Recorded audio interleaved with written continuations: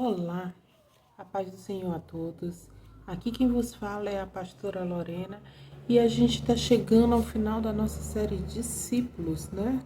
Com o discípulo Judas Iscariotes. É um discípulo, né, que deixa a desejar. Tem muitos pontos que a gente precisa, né, ver. Então ele deixou por último, sozinho, para a gente, né, analisar um pouco, né? E Judas, ele estava muito perto de Jesus, muito, mas longe do seu coração. E às vezes acontece isso também com a gente e às vezes a gente nem percebe. Quando isso está acontecendo com a gente, essa frieza espiritual, esse essa dormência espiritual que acontece conosco, né? E as bases do texto para a gente começar o estudo, né, de Judas está em Mateus 26, 27, Marcos 14, Lucas 22, João 12, 13, 18 e Atos 1, 16, 20. Quem era Judas? Era um dos 12 discípulos de Jesus, né? A gente viu, né, no estudo anterior que Matias, né, ficou no lugar dele. E Judas, né, foi escolhido como discípulo original. Originalmente, Judas era um dos 12 discípulos, né? Seu sobrenome provavelmente significa homem de Queriote, né? Iscariotes era uma cidade, né, como Jesus de Nazaré. O sobrenome não era Nazaré, era a localidade. Judas Iscariotes provavelmente seria uma cidade da Judéia, provavelmente não, é uma cidade da Judéia. E essa identificação estiver correta, Judas seria o único discípulo originário da Judéia, enquanto os demais eram da Galiléia. O significado exato de Iscariotes ainda é debatido pelos estudiosos. O seu significado, o significado do seu nome significa louvor, aquele que louva, né? É impressionante como alguém que tem esse significado, louvor, terminou como um dos maiores, né, traidores da história. Hoje, se a gente for fazer aquele... Tem uma festa, né, de malhar o Judas, né?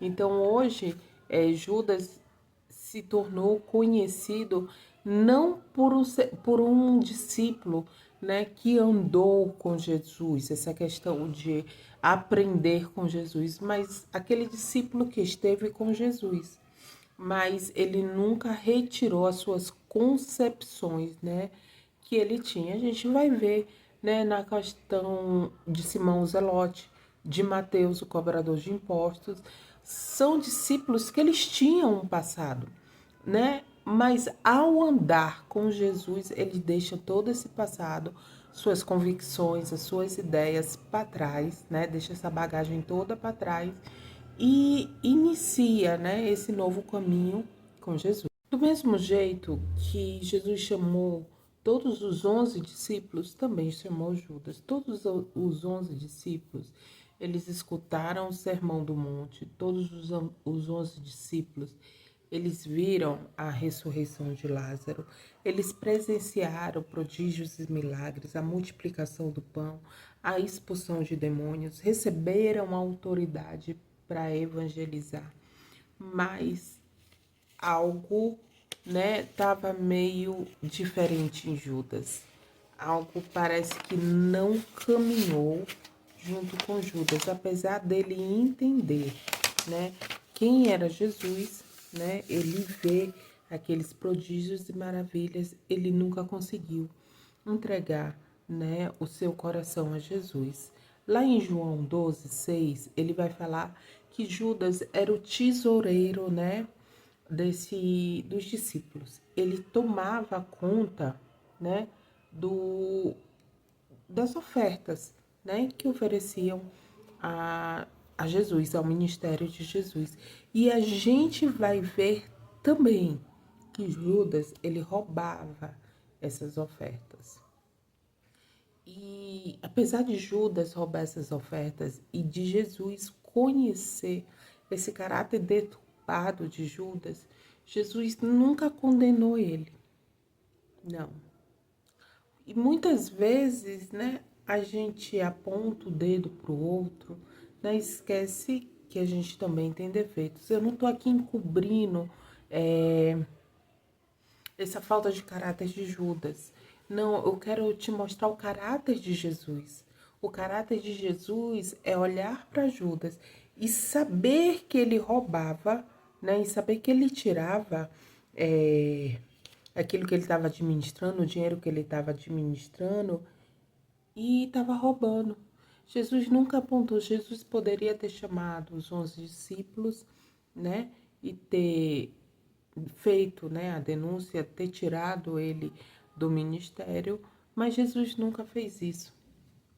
E às vezes acontece algo, né, não é mais pela essa questão de usos e costumes, a pessoa afasta alguém do ministério. Eu não estou dizendo, muitas vezes, eu coloco muito na minha cabeça o seguinte, né? A pessoa para estar à frente do evangelismo, não é, tá? Não estou generalizando. Uma pessoa que não ora, uma pessoa que não busca, ela está enfrentando diariamente batalhas espirituais. Porque quando você sai para a rua, você está orando por pessoas que muitas vezes estão presas em vício, presa, né, nessa falta de caráter, presa por tantas outras coisas, e você vai saquear o inferno, né? E quais são as armaduras para você saquear o inferno? Jejum e oração, como Jesus já nos ensinou. Os discípulos, ele fala assim, Jesus, a gente orou, né? E Jesus fala, algumas castas de demônio é com jejum e oração. E muitas vezes, né, a gente quer estar na frente, não falo só de evangelismo, a gente quer estar à frente ao ministério, a gente quer estar à frente a um cargo, né? E nossa vida espiritual está a desejar, né? Então eu sempre tenho essa responsabilidade de te convidar a orar, eu sempre tenho essa responsabilidade, né, de falar para você o peso espiritual que você, né, está levando, para você não virar e depois dizer assim, eu fui enganado. Não, você não foi enganado, você foi displicente, muitas vezes como Judas foi, né? E em João 2 vai falar também sobre, né, o caso do perfume da mulher de Betânia, né? Quando Maria derrama um perfume caríssimo sobre Jesus, Judas foi o primeiro a reclamar. Agora, a reclamação dele, né, era uma reclamação talvez não coerente, né? Ele diz assim, esse perfume poderia ter sido vendido e dado aos pobres. João explica que aquilo não era uma preocupação aos pobres, e sim a ganância, porque a gente vê, né, em João 12,6, que ele já passava a mão no dinheiro, né, que ele administrava. Em João 12, a gente vai ver que era uma ganância. O dinheiro havia ocupado já o lugar de Cristo na frente dele, né? Eu sou muito, como eu posso dizer, eu sou muito certinha nas coisas que chegam à minha mão. Então, eu acho muito estranho, né? Você, por exemplo, não fazer uma contabilidade com a sua igreja. Não fazer, eu acho muito estranho.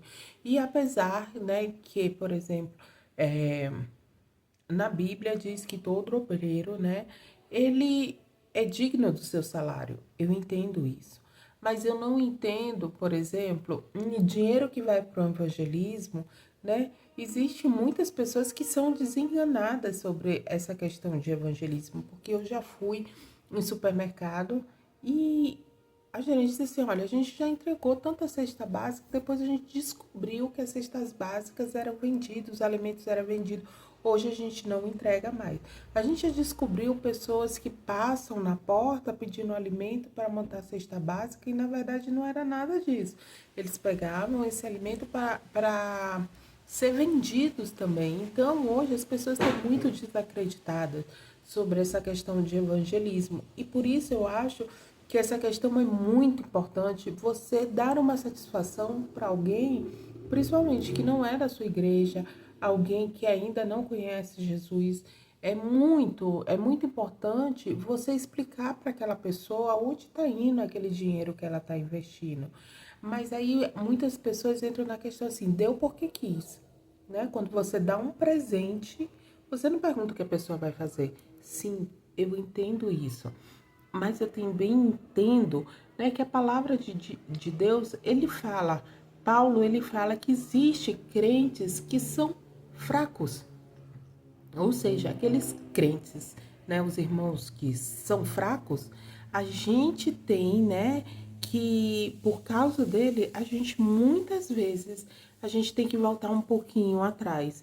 Então eu entendo, eu tô falando dessa questão de evangelismo, né, da questão de dentro da igreja, o dinheiro, né, de administrar uma igreja. Eu sempre digo assim, se o pastor tá roubando, o problema é dele, né? Porque ele que vai fazer as contas, ele que, né? A prestação de conta no céu é dele, né?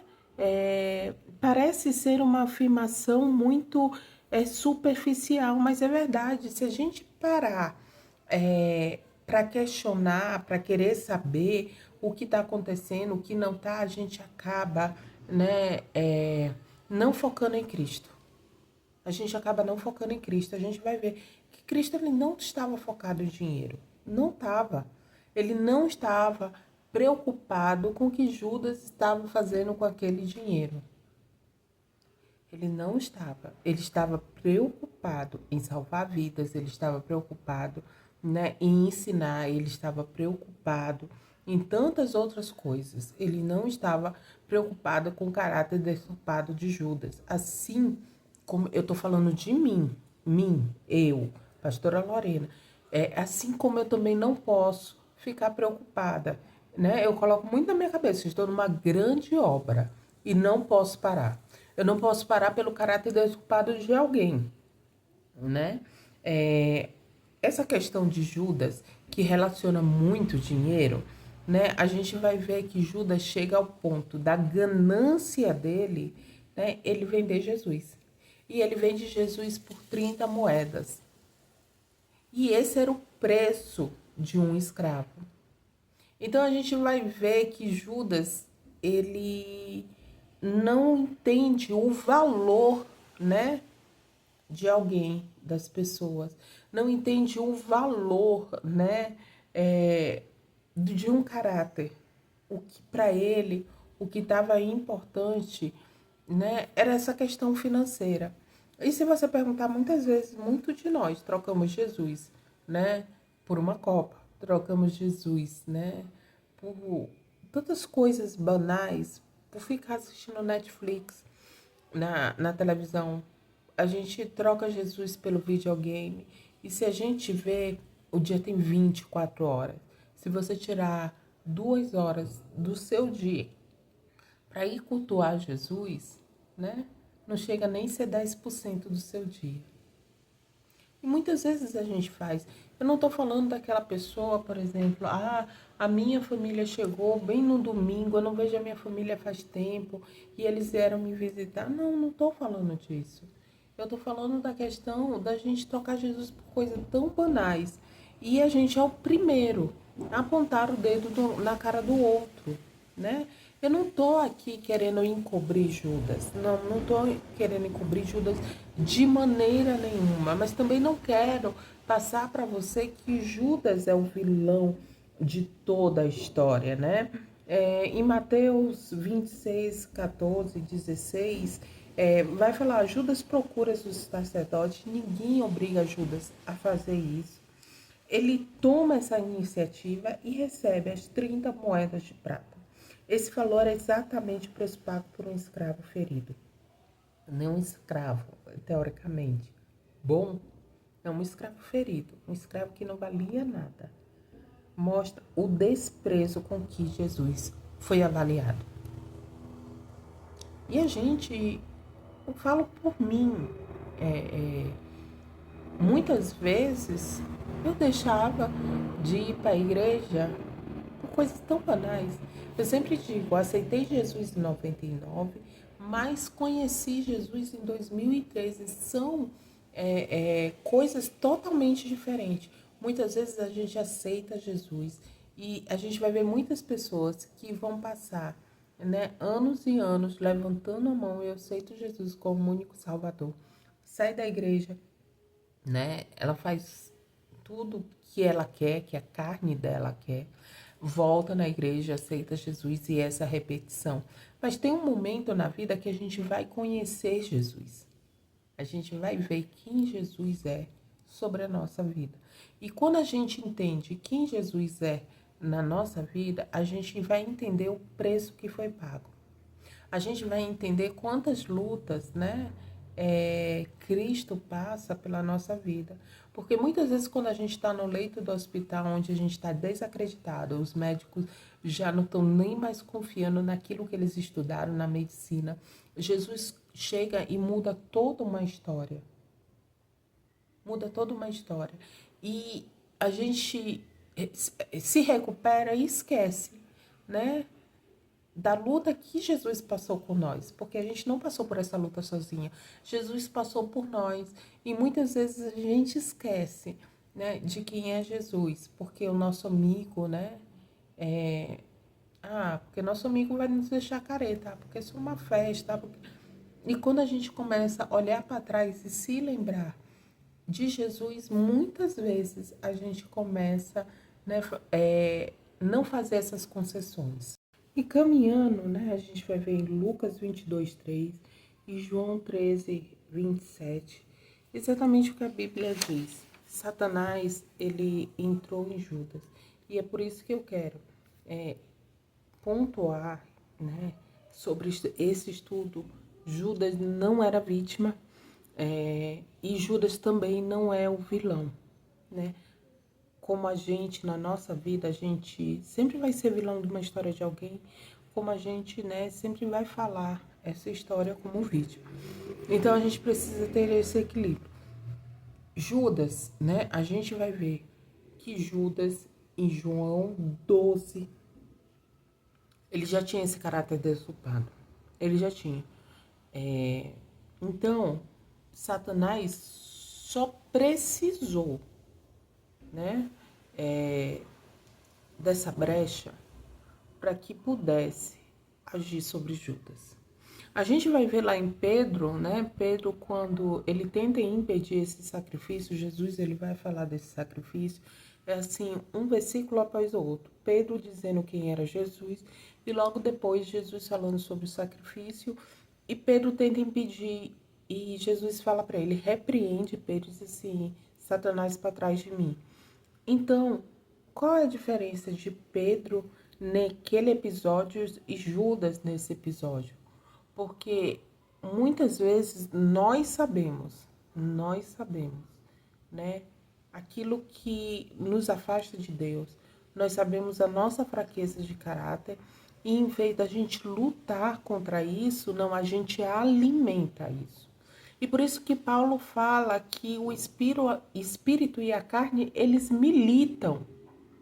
Então o espírito, ele quer algo e a carne quer algo também totalmente diferente do espírito. Então há uma briga, eles militam. E aí tá a seguinte questão: quem você está fortalecendo, né? Essa questão, ela depende mais de mim e de você do que o próprio Satanás. Satanás, ele só vai agir quando há uma brecha. Ele só vai agir quando você dá espaço para ele. E Judas já vinha dando espaço para ele. A ganância de Judas, né, já vinha, né, abrindo uma brecha, abrindo uma porta, uma porteira. E aí, Satanás só aproveitou, né, essa questão. A gente vai ver lá em Jó, né, naquele Jó primeiro, Satanás, ele está ao redor. E Deus vai falar, você viu o meu servo Jó? E Satanás ele vai falar, né? Que se tirasse tudo de Jó, né? Ele blasfemaria contra Deus. Então a gente vai ver também uma questão totalmente diferente. Satanás ele age, né? diante da permissão de Deus, como aconteceu com Jó, mas Satanás ele vai agir com a permissão de Judas. Judas permitiu que Satanás agisse sobre a vida dele.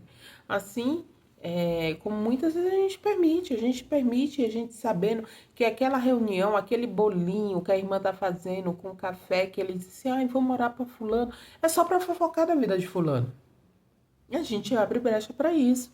E no final das contas a gente diz assim, não, eu não tô falando mal, só tô contando os fatos. Ou então a gente vira e diz assim, a gente tá aqui só para orar. Será que é verdade mesmo? Se você olhar no fundo, será que é verdade mesmo?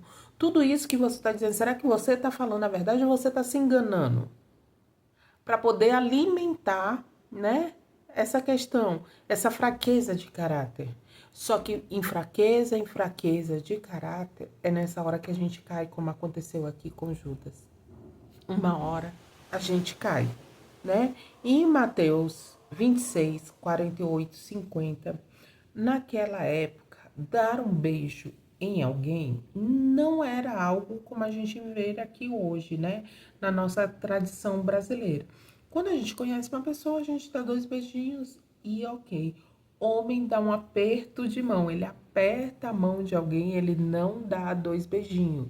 E porque Judas, né, ele vai dar um beijo em Jesus. Porque aquilo era um sinal de reverência em que Jesus era o seu mestre. Ele estava mostrando que Jesus era o mestre dele, era o professor dele.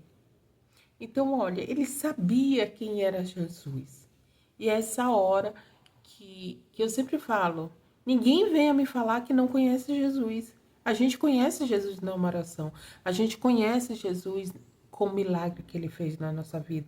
A gente conhece Jesus numa restauração familiar, numa restauração financeira, no milagre na saúde. A gente conhece Jesus, né? É muito difícil hoje a gente dizer assim, eu não conheço Jesus. É muito difícil. Agora imagine Judas que andou com ele. Imagine Judas que viu milagres, que viu prodígio, que viu a ressurreição, né, de Lázaro, que escutou, né, o sermão do monte. Como ele pode dizer que não conhecia? Tanto conhecia que ele faz essa reverência indicando que Jesus é o professor dele, é o mestre dele, né? Além de ser, né, esse gesto de gentileza, mas também era uma questão de respeito, de você honrar, né? Mas a honra e o respeito estavam muito longe de Jesus. Eu posso dizer que foi um ato hipócrita, um ato de falsidade. E Jesus, ele sabendo que aquele ato era um ato de hipocrisia, era um ato de falsidade, Jesus, ele continua nos chamando Judas de amigo. Ele responde assim, amigo, o que tu vieste? Né? O que tu veio fazer? E mesmo ele escutando, Jesus chamar ele de amigo, ele não dá ele não volta atrás, ele não dá esse passo para trás, porque a qualquer momento ele poderia ter desistido de tudo. Pedro, ele vai negar Jesus 3 vezes, mas ele entra em uma situação de arrependimento, né? Que Jesus, quando, né, ressuscita, ele vai procurar o amigo dele. Ele vai procurar o amigo dele, porque Jesus conhece o nosso coração. Jesus, lá no Monte Getsema, Jesus disse para Pedro, olha, Satanás estava cirandando e pedindo a sua alma, e eu tô orando aqui por você. Porque Jesus orou para Pedro e não orou para Judas? Porque Judas já sabia o que fazer. Judas, ele não estava onde deveria estar. Onde todo mundo estava orando, Judas estava vendendo, negociando Jesus. E muitas vezes é assim. Em vez da gente estar no culto, né, orando a Deus, para não por uma questão de prosperidade financeira, mas orando para Deus pelo nosso caráter, pela nossa mudança de vida, pela nossa atitude. Não, a gente está em outro lugar. No momento da oração, a gente está em outro lugar. No momento da oração, a gente está assistindo televisão, a gente está assistindo Netflix, a gente está jogando videogame. No momento da oração, a gente está jogando futebol. E eu entendo muitas vezes que tem pastores que sobrecarregam a sua igreja. Tem culto de segunda a domingo. Mas se você tirar o domingo para orar a Deus, pelo menos o domingo, para orar a Deus, talvez não haja uma mudança, o milagre que você está esperando, mas eu tenho certeza que será uma mudança de caráter, né? A gente vai ver em Mateus 27, 3, 5, a Bíblia fala, né, que Judas ele sentiu remorso. Ele não fala que Judas se arrependeu. Não, ele fala que Judas sentiu remorso e são duas coisas diferentes. O arrependimento nos traz mudança. O remorso só acontece quando alguém flagra, alguém diz pra gente do nosso erro.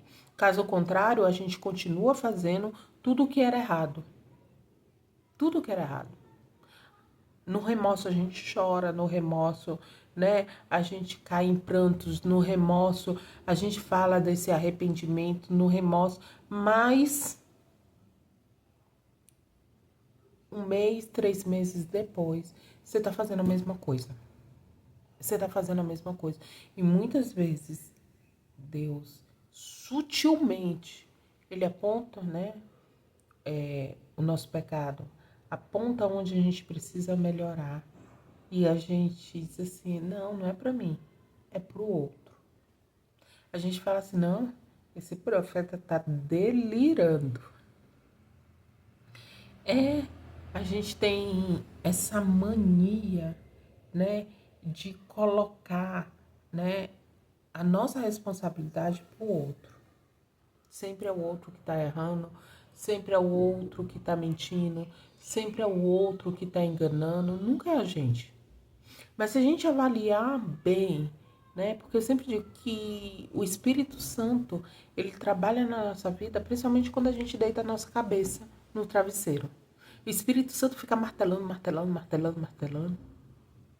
E eu tenho certeza que muitas vezes o Espírito Santo está martelando na nossa mente e a gente, para silenciar, né?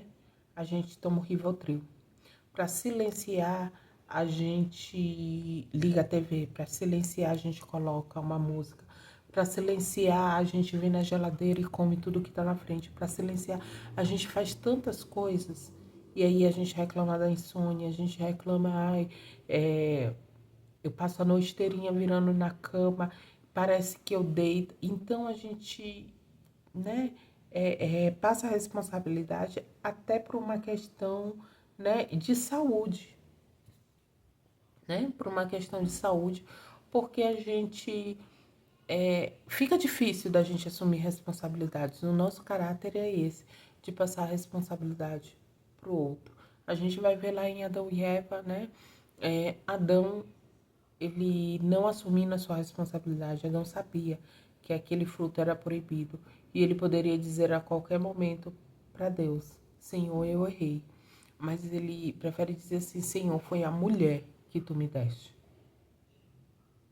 Quando a gente começa a assumir a nossa responsabilidade, a gente começa a dar o primeiro passo, né? A sabedoria. A gente pede tanto sabedoria e o primeiro passo, a sabedoria, é a gente assumir nossa responsabilidade. Por quê? Porque o sábio, né? O inteligente, ele cai no buraco e sai de lá. O sábio, nem lá ele cai. Então, o passo para a sabedoria, em primeiro lugar, a gente assumir os nossos erros. Então, como eu falei, Judas se arrependeu. A Bíblia diz que Judas sentiu remorso, mas remorso não é o mesmo que arrependimento.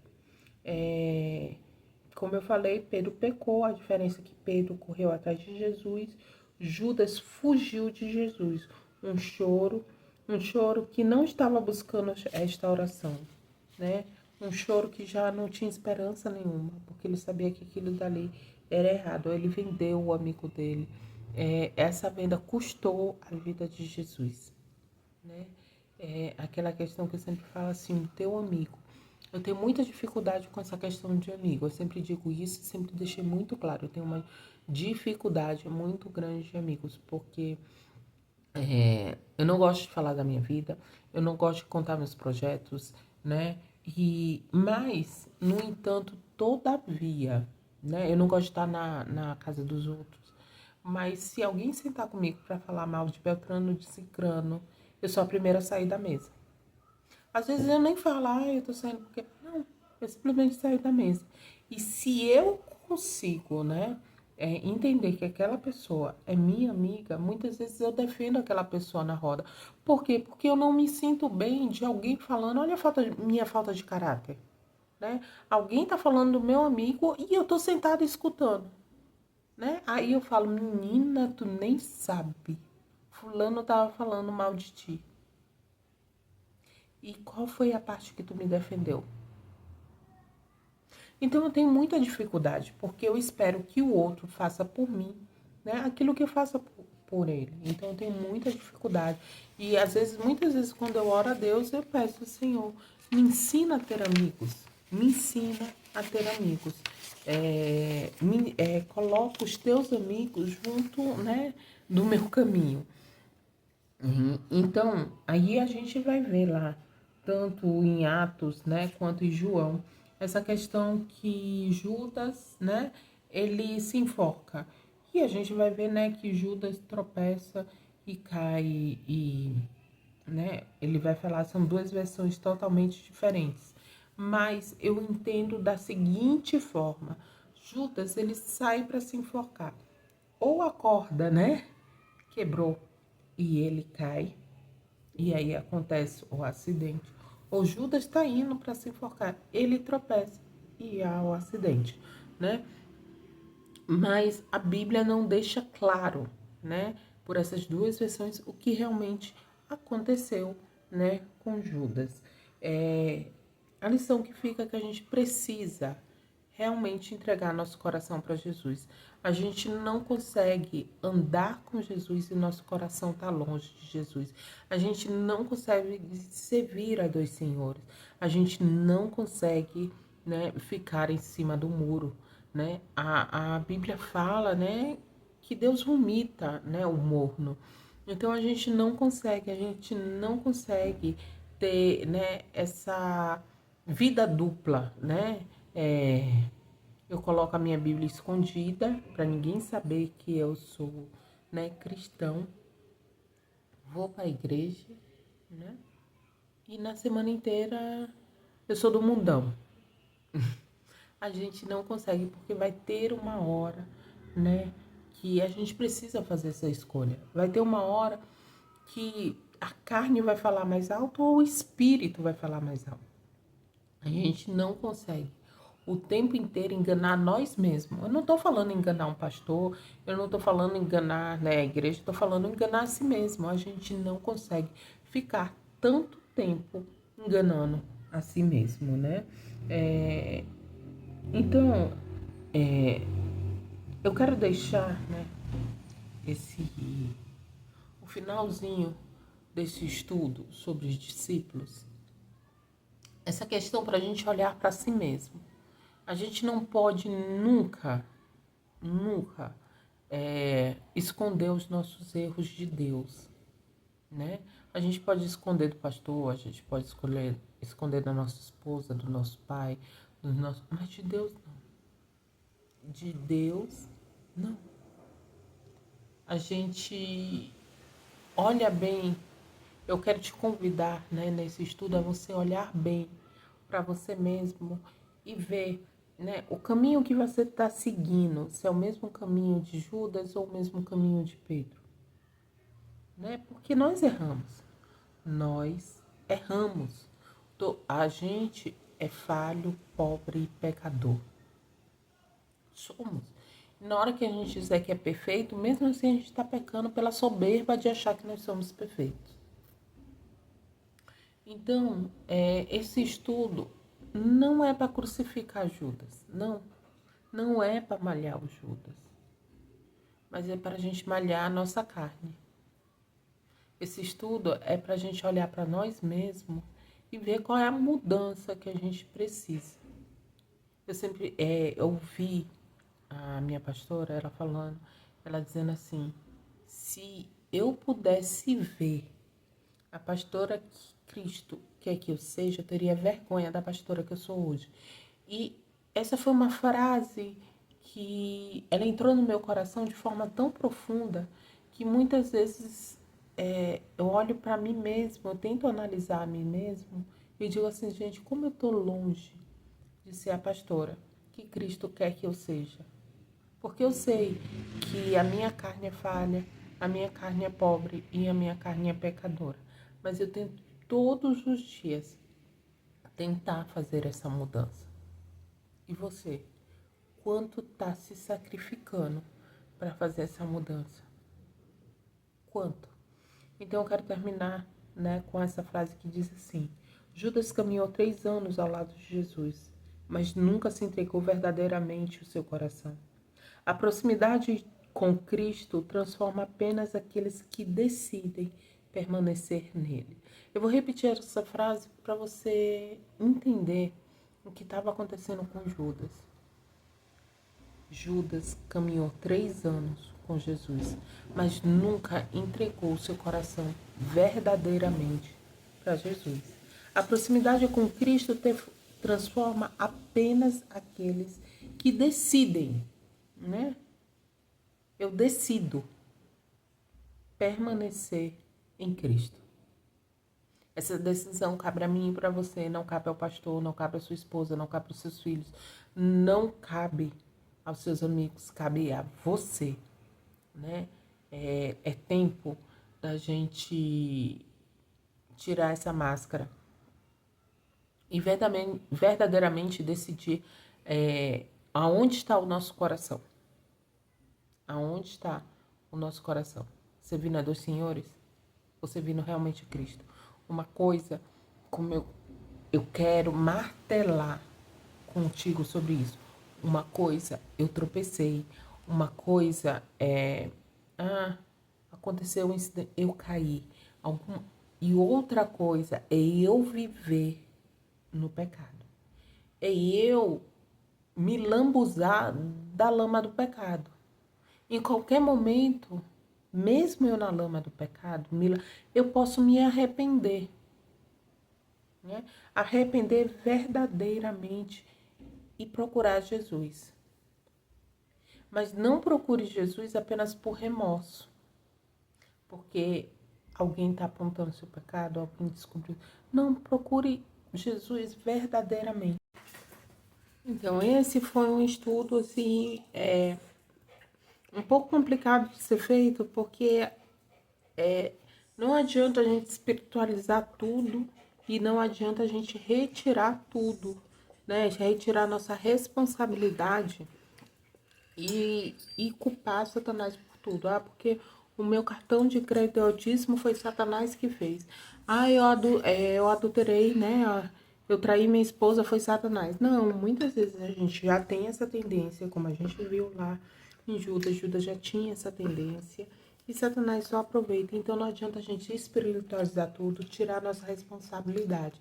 Então esse estudo é para isso mesmo, para despertar a nossa responsabilidade diante aquilo que a gente tem, né, com Deus, né, junto à nossa família, junto às nossas finanças, junto à nossa saúde, junto, né, ao nosso emprego, porque muitas vezes nós negligenciamos a nossa saúde e culpamos, né, porque Satanás está furioso. Muitas vezes nós negligenciamos a nossa vida financeira e culpamos Satanás.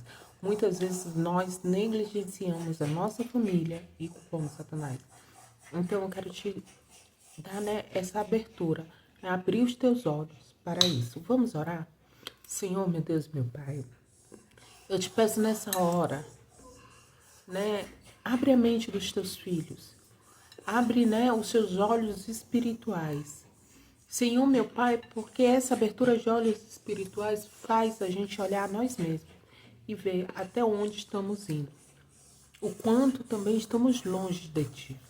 Senhor, meu Pai, cuida, Senhor, meu Pai, da nossa mente, cuida do nosso coração, da nossa alma e do nosso espírito. Senhor, nos mantém, Senhor, meu Pai, no centro da Tua vontade. Não permita que o nosso coração, Senhor, meu Pai, esteja longe de Ti, mas entregamos, Senhor, meu Pai, o nosso coração em Tuas mãos, para que não venhamos pecar contra Ti. Fica com Deus, fica na paz e que Jesus te abençoe.